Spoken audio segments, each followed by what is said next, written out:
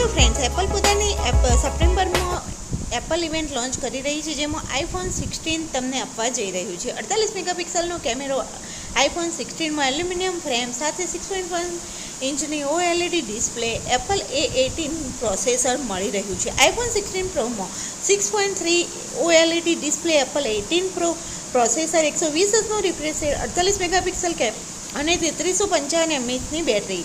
IPhone 16 pro મેક્સમાં તમને 4676 mAhની battery અને સાથે તમને ટાઇટેનિયમ ફ્રેમ A80 પ્રોસેસર મળવા જઈ રહ્યું છે. આઈફોન 16 પ્રો મેક્સમાં તમને ગોલ્ડ કલર મળી રહ્યો છે અને આ ઇવેન્ટમાં સાથે એપલ પોતાની વોચ અને ઇયરબડ્સ પણ લોન્ચ કરી શકે છે. મિની પેડ પણ આમાં કદાચ લોન્ચ કરી શકે છે.